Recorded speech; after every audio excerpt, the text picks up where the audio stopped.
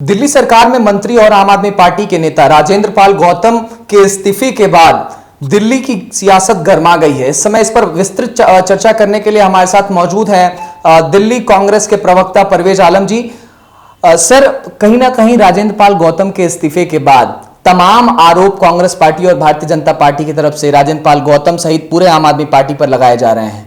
तो क्या इसको समझा जाए कि राजेंद्र पाल गौतम जी ने बार बार वो सफाई दे रहे हैं कि जो बुद्ध धर्म में 22 जो सूचियां प्रतिज्ञाएं बताई गई हैं उनको मान करके उन्होंने ये स्टेटमेंट दिया था, लेकिन फिर भी कांग्रेस पार्टी और भाजपा हमलावर होती जा रही है। तो क्या माने ये सियासी स्टंट है क्या?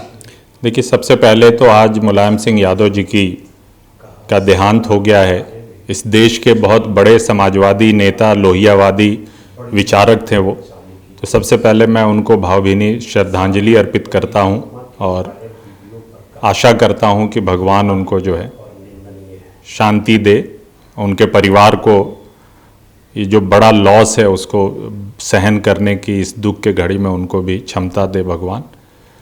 और उसके बाद जो आपने राजेंद्र पाल गौतम जी के बारे में कहा, देखिए मुझे लगता है कि जब कोई व्यक्ति संविधान की शपथ लेता है जी, जब वो मंत्री होता है, तो उसके लिए, चूंकि हमारा देश जो है ये धर्म पंथ निरपेक्ष देश है, यहाँ सरकारों का या सरकार पे बैठे संविधान का शपथ लिए हुए किसी भी व्यक्ति का ना धर्म होता है, ना जाति होती है, ना कोई अपना विचार होता है। ऐसे में उनका जो आचरण मुझे लगता है वो ठीक नहीं था। जिस तरह की प्रतिज्ञाएं थी उन सब चीज़ों से बचना चाहिए था, क्योंकि ये सब काम धर्म गुरुओं का है जी। किस तरह की प्रतिज्ञा लेनी है, किस तरह से धर्म परिवर्तन करना है, कराना है।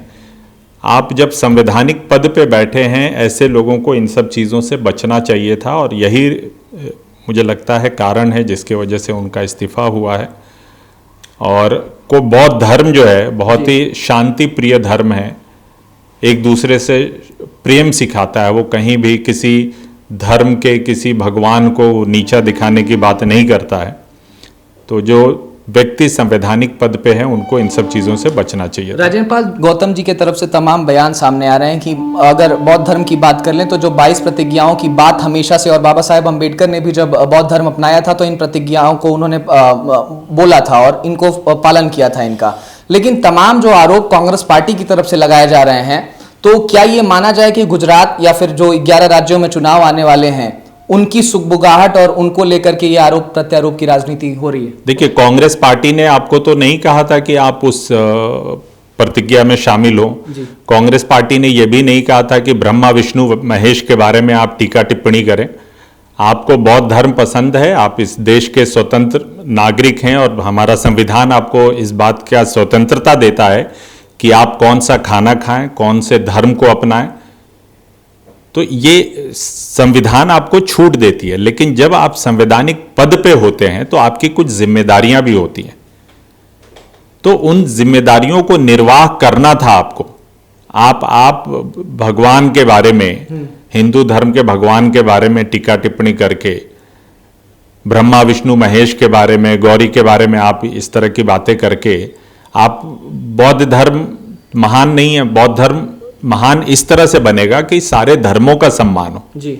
और मुझे नहीं लगता कि बौद्ध धर्म में ये सिखाई जाती हो इस तरह की बातें, तो उनको बचना चाहिए था। और रही बात इस्तीफे की, तो मैं अरविंद केजरीवाल से भी, जो हमारे प्रदेश अध्यक्ष चौधरी अनिल कुमार जी भी ने कहा कि आप एक तरफ सत्येंद्र जैन जो जेल में हैं, आप उनसे इस्तीफा नहीं ले रहे हैं। आप एक तरफ मनीष सिसोदिया जो पूरे शराब माफियाओं का मास्टरमाइंड है, शराब घोटाला जो दिल्ली में हुआ है मास्टरमाइंड है, आप उससे तो आपने इस्तीफा की नहीं ली, ना इस्तीफा की बात की। आपने राजेंद्र पाल गौतम से ली, ठीक है। मुझे लगता है एक बार उनको मौका देना चाहिए था उनके सफाई का, स्पष्टीकरण का। बहुत जल्दबाजी में उनका इस्तीफा लिया गया, लेकिन जिनका इस्तीफा लिया जाना चाहिए वो आज तक नहीं लिया गया। तो कहीं सिसोदिया और तमाम नेताओं पर आरोप लगा रहे हैं। बिल्कुल, मनीष सिसोदिया पे जो शराब घोटाला के लिए जिम्मेदार हैं, जो दिल्ली को शराब का केंद्र बनाया है, नशे की राजधानी बनाया, उस व्यक्ति का आपने आज तक इस्तीफा नहीं लिया। आज तक जेल में है पिछले कई महीनों से सत्येंद्र जैन, लगभग 4 से 5 महीने हो गए जेल में, वो मंत्रालय आज भी खाली है, आपने उस व्यक्ति से नहीं लिया। तो मुझे लगता है कहीं ना कहीं भेदभाव दिल्ली के मुखिया और अरविंद केजरीवाल कर रहे हैं। क्या लग रहा है, गुजरात में भी आगामी दिनों चुनाव हैं, आम आदमी पार्टी कमर कस के गुजरात चुनाव में उतर रही है, तो कहीं ना कहीं अगर हम देखें तो त्रिकोणीय मुकाबला था भारतीय जनता पार्टी, कांग्रेस और आम आदमी पार्टी के बीच। पहले कांग्रेस और भारतीय जनता पार्टी के बीच टक्कर देखी जाती थी, क्या लग पा रहा है इस बार ट्रायंगल होगा क्या? देखिए, इसको मैं कहूंगा कि दिल को खुश रखने का गालिबी ख्याल अच्छा है। इसी तरह से कमर कस के ये उत्तराखंड भी गए थे, उत्तराखंड में भी सरकार बना रहे थे, ये त्रिकोणीय मुकाबला वहां भी था, और इसी तरह से गोवा में भी सरकार बना रहे थे। वहां त्रिकोणीय तो नहीं कहूंगा, लेकिन बहुकोणीय मुकाबला था। क्या हुआ वहां पे? तो अरविंद केजरीवाल जी वो हैं जो अपने बारे में झूठ बोलते हैं, झूठे मॉडल का जाके वहां प्रचार करते हैं, अपना पीठ थपथपाते हैं, गलत तरह से खबरों को प्लांट कराते हैं। कहीं गुजरात में दूर दूर तक वो फाइट में नहीं है, वहां सिर्फ और सिर्फ भाजपा और कांग्रेस की लड़ाई है। और इस बार, जो पिछली बार 2017 में कांग्रेस थोड़े से वोटों से रह गई थी, इस बार गुजरात की जनता जो महंगाई बेरोजगारी से त्रस्त है, आप देखना वहां कांग्रेस की सरकार बनेगी।